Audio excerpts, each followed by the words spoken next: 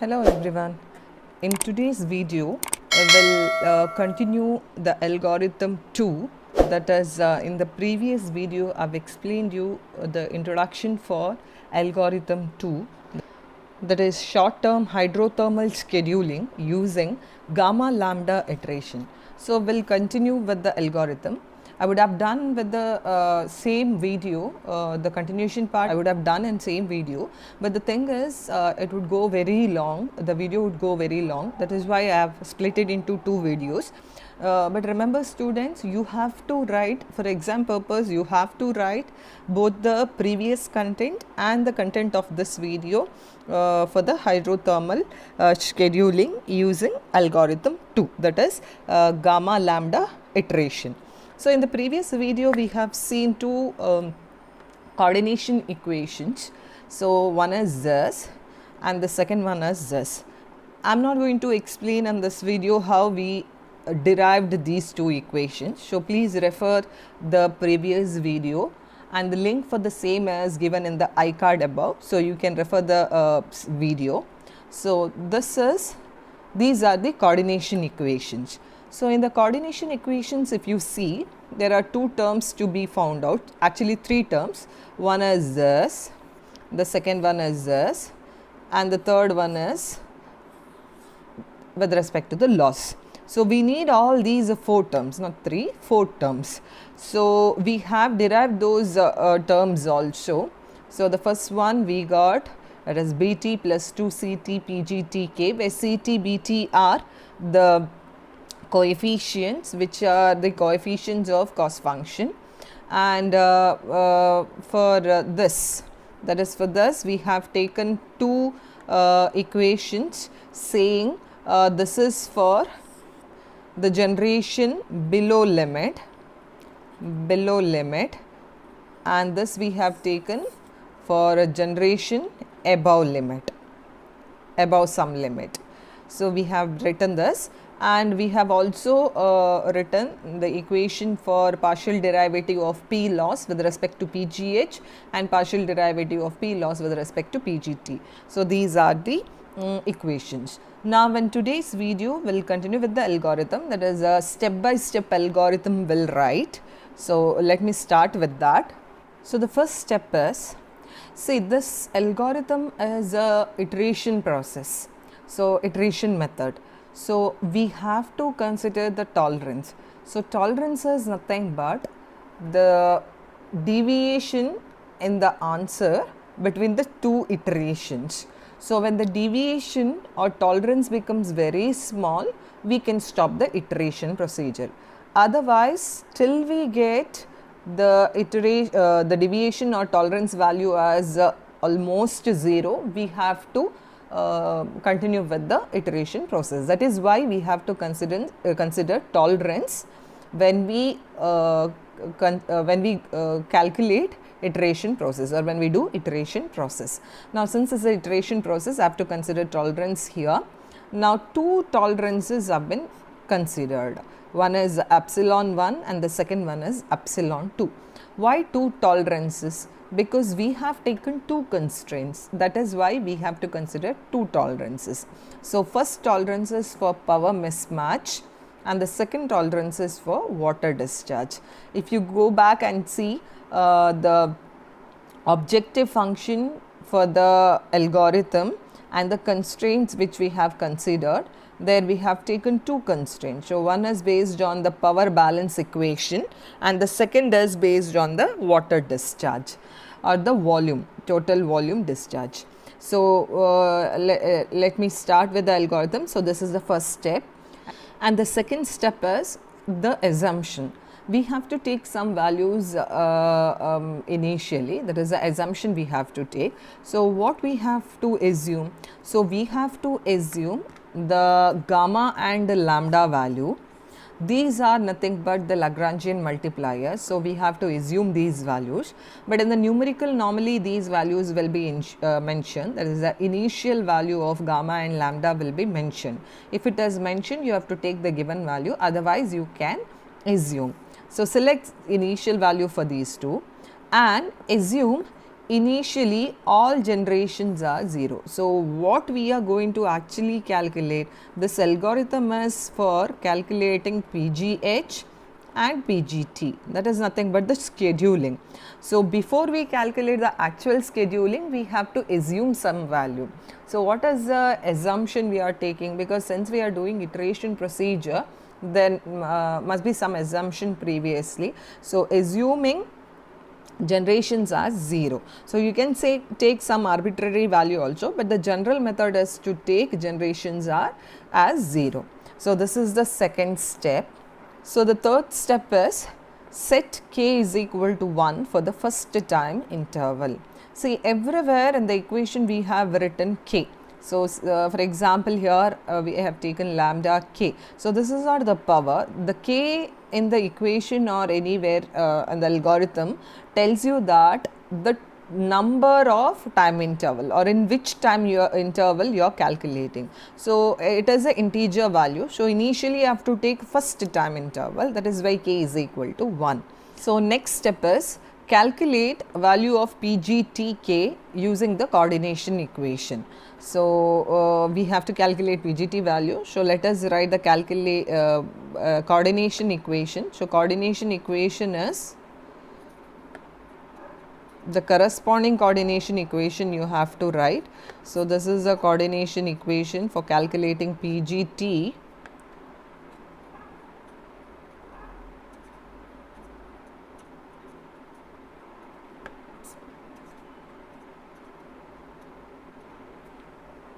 So this is a coordination equation. Using this we can calculate PGT, but we have a derivative term, the value of this and this we have calculated.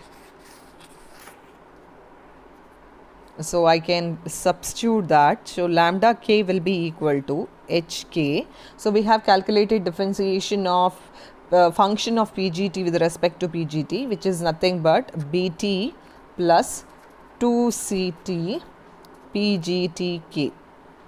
Please refer the previous video for this, plus lambda k, and also we have calculated what is the partial derivative of P loss with respect to PGT. So I can write it over here. So it is a 2BTT PGTK plus 2BTH PGHK. I have explained everything in detail in the previous video, so please refer that. Now using this equation you can easily calculate PGTK.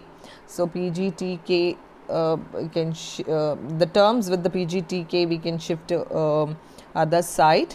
So what we have is, then we can simplify it. So PGTK into 2HK CT plus 2 lambda k BTT, 2 lambda k BTT is equal to, I have taken PGT term thus, and we have one more PGT term here, simplified, then taken PGTK common out, then the remaining terms will write it outside. So lambda k and shift all other terms to the other side. So HK BT minus 2 lambda k BTH PGHK. Then you write for PGTK. So PGTK will be equal to this, you take it to the other side. This is the equation for the calculation of PGT. So remember the steps: first assuming the tolerance values, selecting tolerances value, then selecting initial value of gamma and lambda k, then assuming initial generation value as 0, then setting k as 1, then we are calculating PGT using this. Next you will calculate PGH value. So for calculating PGH value, consider the second coordination equation which we have taken previously. So the fifth step is calculating PGH. What is the coordination equation we have taken? So it is the lambda k is equal to,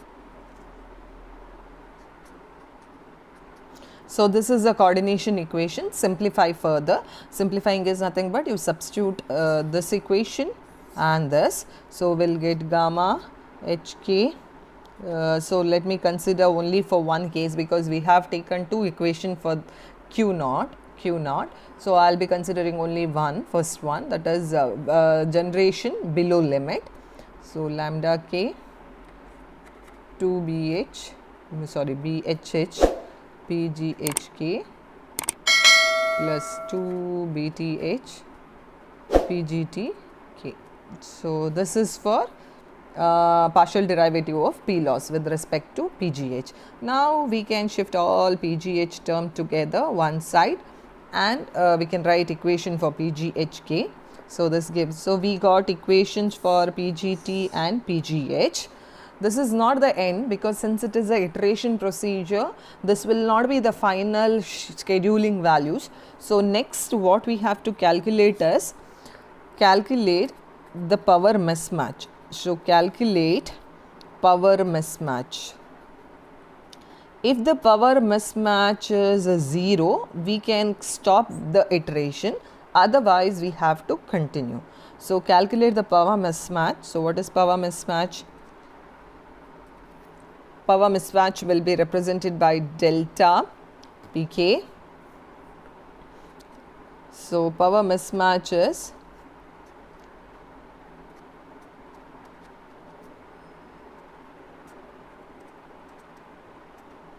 this.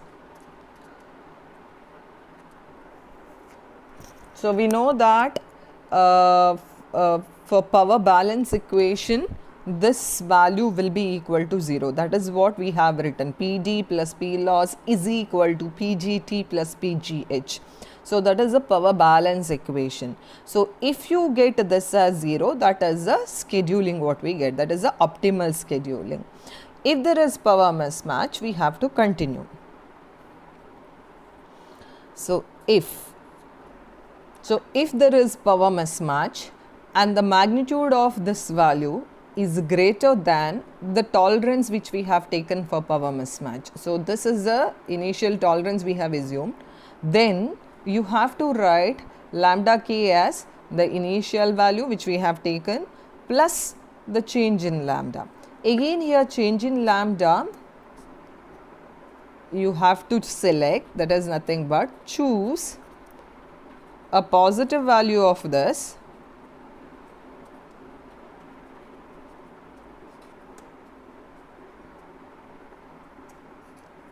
if delta Pk is positive. So how to select this value?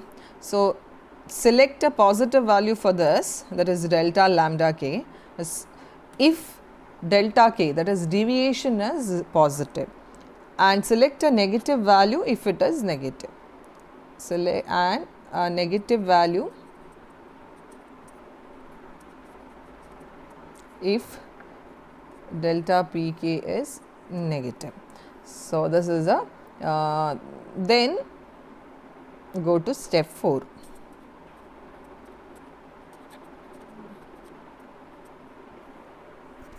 So we have written for a value of power mismatch greater than epsilon 1, that is the tolerance. If this is the case, then do all these things, then go to step 4. If this is not the case, that is nothing but if delta Pk is lesser than or equal to epsilon 1. See, we have two cases when we calculate this. Either delta Pk will be greater than epsilon 1 or delta Pk will be lesser than or equal to epsilon 1. If it is greater than epsilon 1, do all these. If it is lesser than epsilon 1, then what we have to do? We have to calculate Q naught k.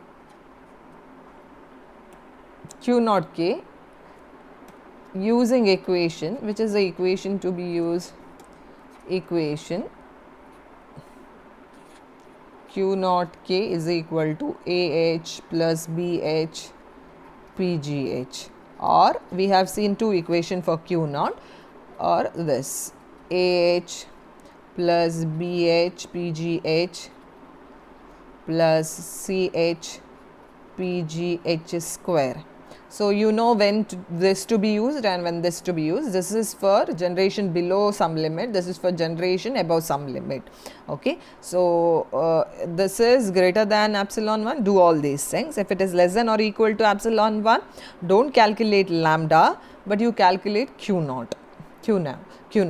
Then after this, next step is step 8. Check if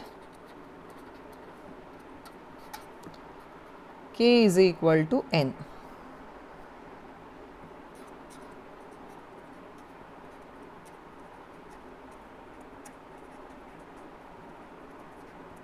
So after calculating q naught, you have to check if k is equal to n.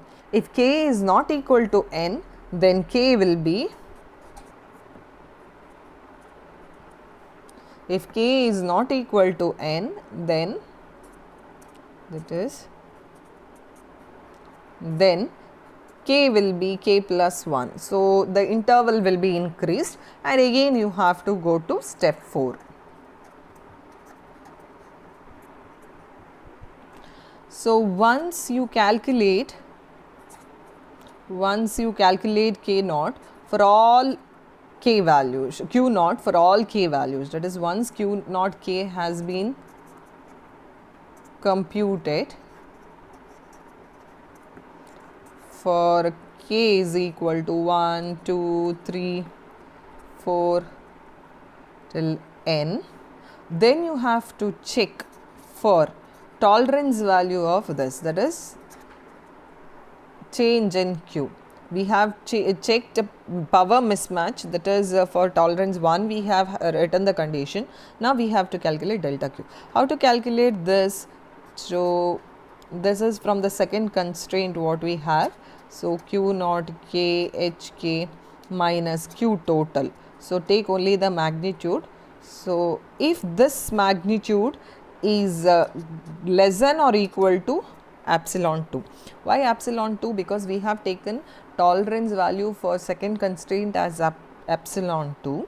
So if k is equal to n, then we have to come here. If k is not equal to n, you increase k value, and every time you go to step 4 and calculate power mismatch, then q naught, all those things. Then come here. If delta q is less than the tolerance, 10th step is if s stop. That is, if this condition is true, then you can stop. Otherwise, if delta q is greater than epsilon 2, let gamma is equal to gamma plus delta gamma. So we have to take a small change in this, similar to the previous one where we have assumed delta lambda as some values. So here same condition will apply. So is delta gamma is positive if delta q is positive. Delta gamma you can take a negative value, negative if delta q is negative. So here in the previous step, we have taken delta lambda. So delta lambda value depends on delta p value, and delta gamma value depends on delta q value. That is what we have written here. Then last step is go to step 4. So if this is less than this, then you can stop. If this is the case, set this, calculate this, then again go to step 4. So go to step 4, that is 12th step is go to step 4. Then we can continue with this loop iteration till when? Till we get delta p and delta q, or till delta p and delta q have converged. Converged is nothing but delta P is equal to 0, delta Q is equal to 0 when we get, then we can stop the iterations. So this is the algorithm. So let me write the flow chart. So flow chart will be exactly same from the algorithm. So you can write by your own, but let me just write and show you how it is. So this is a flow chart. So you can refer algorithm and you can write the same thing here. So first thing is initial value of all these things has to be set, then set k value is equal to 1, then we solve for PGT and PGH, and also in the algorithm we have not written, that is calculation of P loss. So how to calculate P loss? So we have the equation for P loss, that is BTT PGT square plus 2 BTH PGH PGT plus DHH square. Using that power loss equation you can calculate P loss, then you can calculate the deviation in the power, that is power mismatch. Then we check the condition, if it is no then we go here, we calculate this and we go again here, if it is yes then we calculate Q naught. Then again we check the condition for whether k value is equal to n, that is whether it is a last interval. Then if it is last interval then we calculate the mismatch in the water discharge. If it is not then we go we increase the value of k and again we calculate PGT and PGH. Then if it is yes we calculate the water discharge difference, that is deviation. Then we have to check the tolerance for water discharge. If tolerance is less than, or if the water discharge deviation is less than or equal to tolerance, then whatever we have calculated PGH and PGT will be the final output. If it is no, then again increase the value of lambda by delta lambda, calculate this and again go to this step.